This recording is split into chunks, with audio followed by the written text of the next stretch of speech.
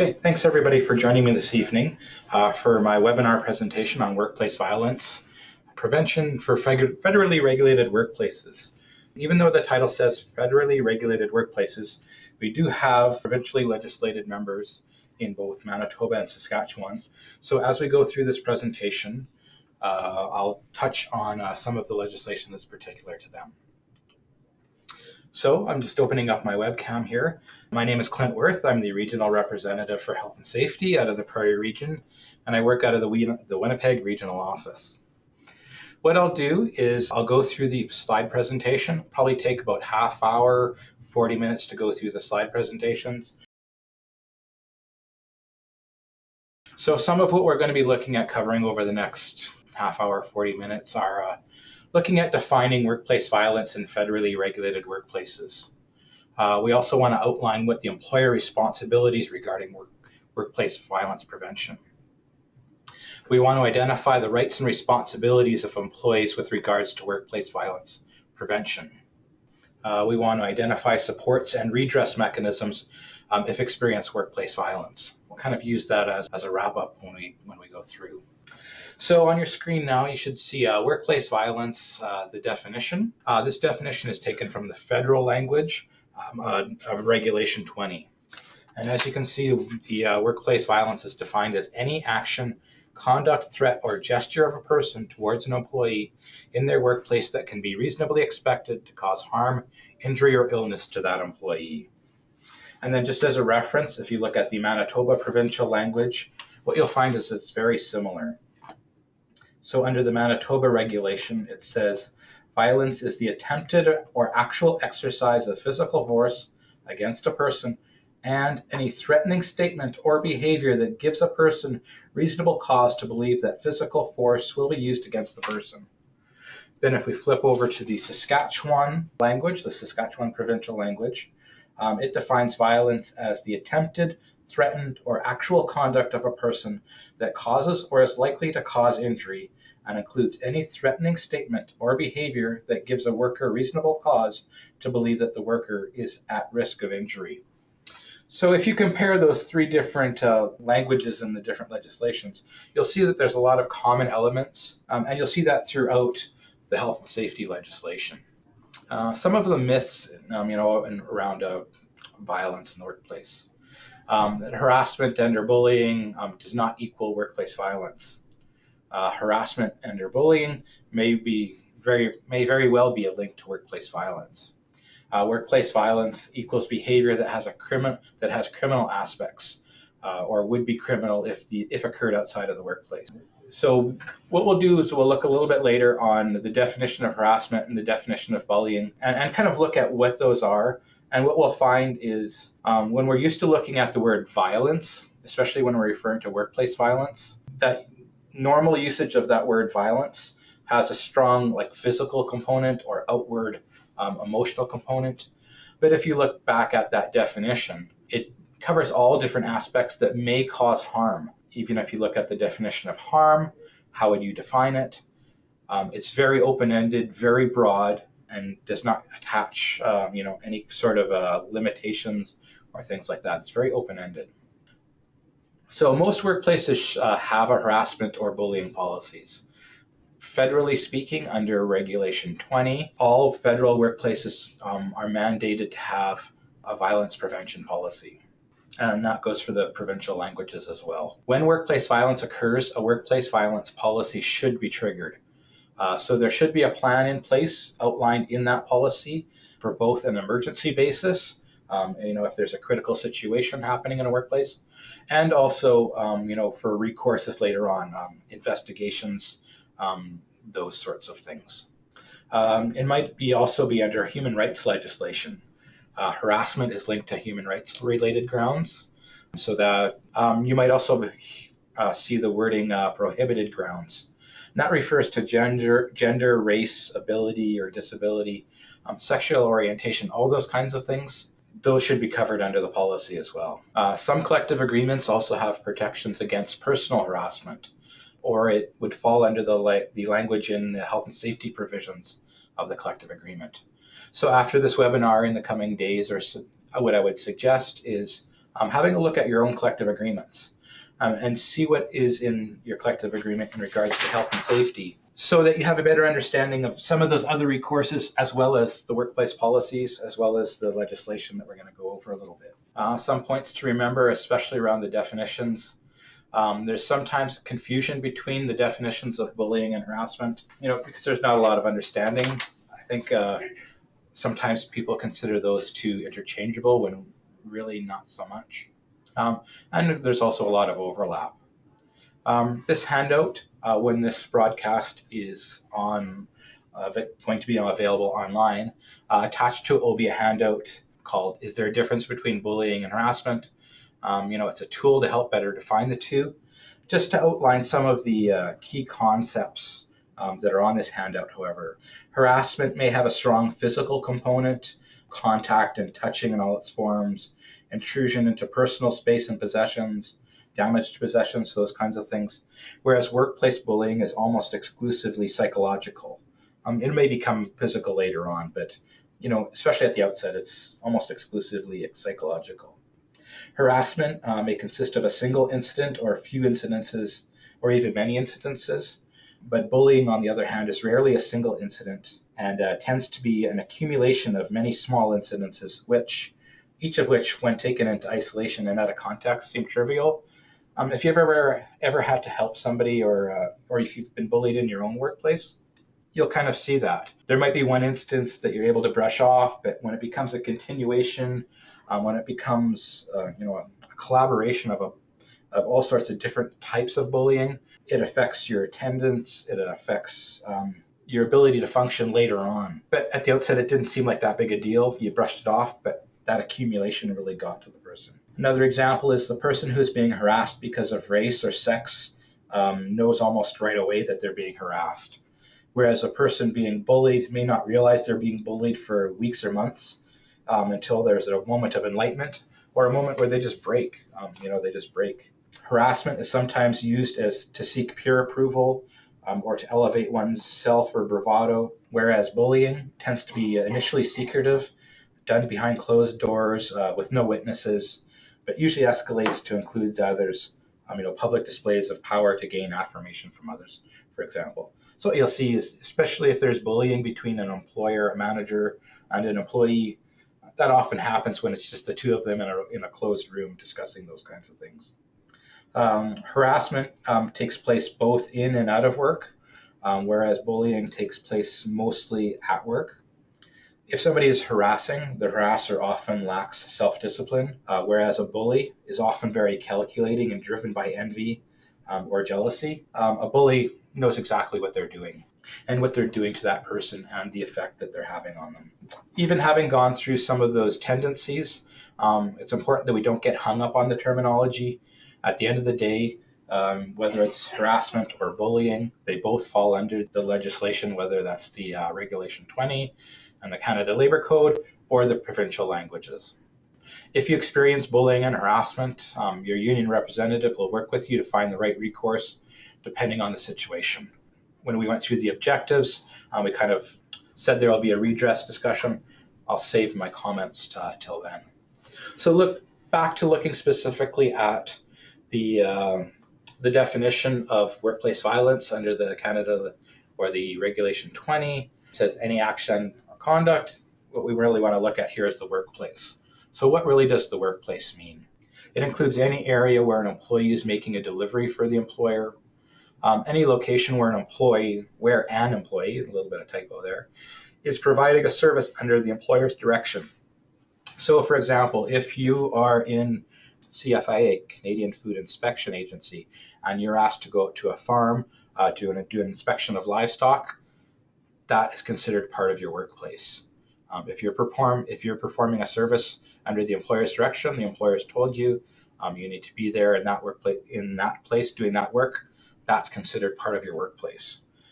If you're working for CBSA and inland enforcement, another example, that's an extension of your workplace. Also includes any mode of transportation where the employee is traveling in the course of business. So when you're going from location to location and you're doing employer business, that's considered part of your workplace. Under the legislation that we're looking at today, it does not include parking lots not controlled by the employer. It does not include modes of transportation outside of working hours. The example I'll give there is if you normally take the transit bus to and from work and the bus stop is just outside the workplace, that does not count as working hours, even if it's just right outside the doors, or does not count as the workplace. I'm sorry, because it's outside of working hours and it's outside of the control of the employer. Also not covered under any of the legislation is locations hosting non-mandatory recreational activities sponsored by the employer. That could be a company picnic, could be a golf tournament, those kinds of things. Those are not covered under the federal or the provincial legislation. They may very well be covered under an employer policy, but they are not covered under the code. Okay, looking next at the definition under person. A person, for the purposes of this definition, means others in the workplace as well as individuals an employee may come in contact with while working. Very generic definition of that word person. Anybody that the employee comes in contact with. That could be clients, could be the general public, could be contractors coming in and out of the workplace. What I also want to do is take the opportunity to highlight that the person could also include a spouse or ex-spouse. Often if there's difficulties in a relationship and somebody's changed their phone, they've changed their email, they've changed where they live, but they haven't changed where they work. Somebody that wants to cause trouble, for example, knows where to get a hold of that person. And they will likely know that it will cause trouble for them in the workplace as well. So we need to really be cognizant of that as well. Some of the examples of workplace violence: verbal, psychological assault, swearing, screaming, threats, name-calling, physical assault. That's what we'd classically associate with violence. Hitting, unwanted touching, pushing, for example. Physically blocking a person from leaving. Damaging property, throwing things. Go back a little bit. What I also want to do is highlight some of those not quite obvious examples of workplace violence. There was a recent agriculture decision that recently went through adjudication where it was determined actions such as eye rolling, excluding people from conversations that they should have been part of, performance appraisals that were inaccurate, along with the yelling, screaming, those kinds of things, were all determined to be workplace violence as well under that definition that we looked at earlier. So it's not only these obvious examples that I've given on the screen, it's all sorts of other intimidation, bullying, demeaning tactics that people will use against other people. So Part 2 of the Canada Labour Code deals with occupational health and safety. I always get asked this question, so I'm going to answer it right away. Part 1 deals with things like certification of a union, decertification of a union, collective bargaining, when strike action can take place, all those kinds of things. Part 2 deals with health and safety. Part 3 deals predominantly with working conditions, hours of work, when overtime kicks in, all those kinds of provisions. It covers matters of violence in the workplace. The code is an all-inclusive, broadly worded language and that covers health and safety in general. Part 20 of the Canada Occupational Health and Safety Regulations outline the procedures for violence prevention in the workplace. So that includes ensuring that there's a policy in place and that policy includes a certain amount of details. It also includes training for employees, training for health and safety committees on how to deal with violent workplace incidences. Also outlines a investigation process that should be occurring if there's an incident in the workplace. So again, referring back to the provincial language, Part 20 is the federal language, is for Manitoba, the Occupational Health and Safety Regulation, Section 1.1. And if you're looking at the Saskatchewan corresponding legislation, you're looking at the Occupational Health and Safety Regulation, Section 37.1. I don't have this online, but I think this is something I will provide as well when this webinar is available online. It's a general guide to violence prevention in the workplace. It's for employees and health and safety committees to ensure that violence prevention measures are properly implemented.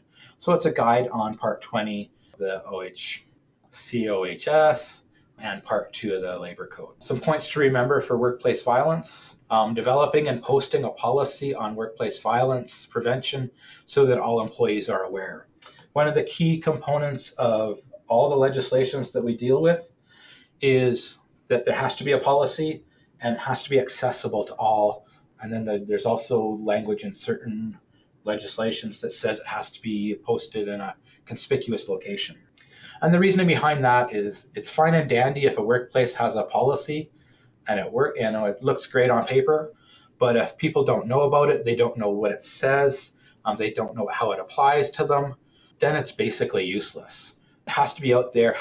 Every employee has to know that it exists and what it entails. Also addressing factors that contribute to workplace violence, for example, bullying, teasing, aggressive behavior, which should be happening at a minimum every 3 years under the federal language, is that the workplace violence prevention policy should be reevaluated every 3 years to determine that it's working properly and it's covering all the issues that may happen or foreseeable to happen in that particular workplace. So they need to be proactive, looking at issues that may come up in the workplace that they may have to deal with in regards to workplace violence. Communicating information to employees regarding factors that contribute to workplace violence. So they need to inform employees, specifically training on factors that contribute to workplace violence. And also an extension of that is things to watch out for and how to handle incidences that may develop into incidences of workplace violence. There should also be something in the policy that assists employees who have been exposed to workplace violence. As I mentioned earlier in one of the other slides, there needs to be a plan in place for an emergency basis if there's a critical incident. There also needs to be a plan in place on how to address issues should they come up in the workplace that aren't an emergent basis. There's one concept that I do want to cover, and that's around inherent risk.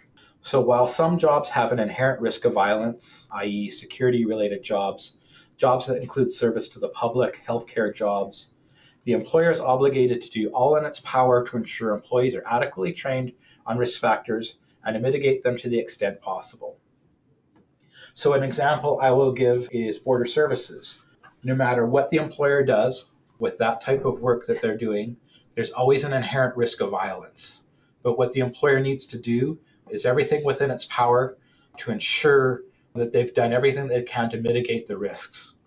So for example, border services should be receiving training on how to handle violent incidences, some non-violent crisis intervention training on how to minimize the risks if a situation is flaring up, how to diffuse that situation.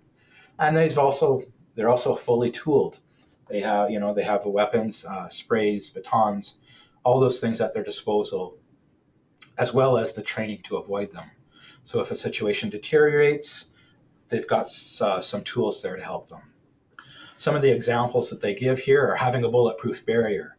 If you're in that front reception area, first point of contact for clients or general public coming in, probably a good idea to have barriers set up because especially at that first point of contact, you don't have any idea of the demeanor of the person coming in and if they're a risk or not.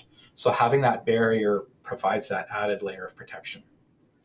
Next one I love, I kind of find a little humorous, posting signs about consequences of violent behavior. Fine and dandy, but it's not going to stop somebody that's intent on causing harm to somebody else. One of the most important ones to me is dealing effectively with workplace bullying and harassment. What you often find is an employer that's unwilling to deal with issues when they're at a small level, like smaller interpersonal conflict. Those kinds of situations should be dealt with immediately and effectively at the outset. Because what I'm sure you have experience with is situations where it started off as a little issue and it ballooned up into a larger issue that's a lot harder to resolve. Whereas if you dealt with that issue right away, there would be a lot less incidents going forward and blowing up into full-blown harassment or bullying. Some of the employee responsibilities, the question they pose on the screen here is, what do you think are employee responsibilities for preventing violence in the workplace? Reading and becoming familiar with the workplace policy on violence prevention in your workplace. If you've never seen it before, ask your health and safety committee, ask your employer to see it, ask where it is. Not asking you to be proficient in everything that it says, but what we're asking is people become aware and familiar with what's in that policy. So if later on there's a situation that comes up, whether with yourself or somebody else, you have some understanding on how you're protected and what the employer is going to do in those situations. Conduct yourself in a manner that does not contribute to workplace violence in the workplace. Pretty simple, but something that's still important to cover. Identifying and reporting potential situations or occurrences of violence. This is a key one because in all three legislations that we're looking at, there's an obligation for under employee duties to report any situations or occurrence of violences, including potential situations, to the employer, whether that's with yourself or with somebody else. There's an obligation on the employee's part to report those to the employer so the employer can act on them, hopefully. To outline some of the possible risks of violence in the workplace, stress caused by overwork and or downsizing and layoffs, being asked to do more with less creates an atmosphere for an increased risk. Bullying and harassment from management and other workers. What you'll find is certain workplaces might have a culture of bullying and harassment from management. That's just the management style. Definitely not acceptable, but it's one of those things that cause an increased risk of violence in the workplace. Unresolved conflict, as I was discussing just a little bit earlier. If you don't resolve those issues when they're smaller and easier to resolve, they can blow up into full-blown issues that are a lot harder to resolve. So insufficient staff, especially when serving the public. If you're working at a Service Canada office, for example, you may very well come into instances where a member of the public has been waiting quite a while to get assistance and will be very agitated when they do get to interact with the employee. Something to certainly keep into consideration. Cuts to services, again, may incite anger in clients or service recipients. Certainly seeing that in a lot of our workplaces, not just in the federally regulated workplaces, that those cuts to services put a lot of strain in the workplace. And then low or no security measures. That if the employer is not doing their job to look at any foreseeable risk, it can certainly open up the opportunity for an increased risk of violence in the workplace. One of the key things that I always harp on committees about is to make sure you get the training. When you see things like overwork and downsizing and cuts to services, one of the first things to go is training, whereas training is one of the most important things, not just for a committee member, but also for an employee to receive training on potential hazards in their workplace, how to diminish them, how to avoid them, how to deal with them. Those kinds of discussions and training often go out the window when you're looking at downsizing and cuts to services. So again, like I was talking about earlier, it's important to report situations that pose potential risks of violence. If the employer doesn't know about it, then they can't do anything about it. And also the flip side of it is if the employer knows about it, then you can hold them accountable to addressing the issue. Such situations should be reported through your union representative to the employer. Make sure that your union representative knows about the situation. So if it progresses, isn't resolved, your union representative knows early on in the process what the issues are. Should you experience an incident of workplace violence, you should let the union representative and their employer know as soon as possible. Okay? So I said we were getting here, so here we are. Some of the redress mechanisms. Redress will depend a lot on the incident, but if time is missed from work, it should be a workers' compensation claim. If a local or an individual needs help with a workers' compensation claim, at the end of this slide presentation, I'll have my email address. If you have any questions about workers' compensation, shoot me an email and I will do my best to address your situation. Some of the other redress mechanisms are through the whole grievance process. If there's wording in your collective agreement around health and safety, respectful workplaces, bullying and harassment, personal harassment in your collective agreement, One of those redress mechanisms is the grievance process that I know people are may be familiar with. Another redress mechanism is a complaint under Regulation 20 in the federal language, saying that there's been an incident of workplace violence. And then there's a whole series of steps that are different from the grievance process as well. If the bullying or harassment or that violence in the workplace is related to one of those prohibited grounds like we were discussing, it could also encompass a complaint to the workers or the Human Rights Commission, or again, if there's wording in the collective agreement around human rights, that's another redress mechanism. So your union representative will work with you on identifying the most effective redress mechanism if you experience workplace violence. If your local representative is unsure how to handle, if you belong to a component, your local union representative has a component structure that may very well have a health and safety representative in it to answer those questions. They also have me as a resource if they have questions about how best to handle them. I can always help out in situations such as that. So a local union representative shouldn't feel like they're out on their own trying to figure out how do I manage this situation and all these different legislations and avenues of recourse. The employee policy on workplace violence prevention should outline supports for employees who experience workplace violence. So in that employer policy, there should again be an action plan if there is a incident of workplace violence. And the employee also has to be aware of what supports they're going to be there for them from the employer if they experience workplace violence. Most workplaces are also covered by an EAP, employee assistance policy, which could also be accessed particularly where psychological violence has occurred. That's the bulk of my presentation. This webinar is one piece of a larger national campaign that the PSAC has launched on stopping workplace violence. So as part of this whole program, I'm going to hold it up here. Hopefully I get a good shot of it. This toolkit is available out of every regional office, and it goes over some of the topics that we've been discussing on this webinar.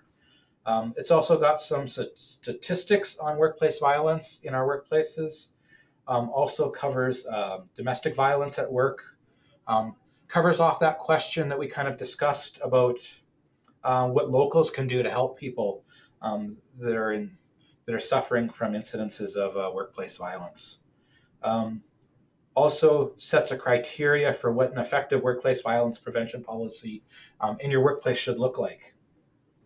So if you want somebody from your RO to come out and do a presentation on this, be sure to contact your regional office and set up a time and date that somebody can come out and deliver this content.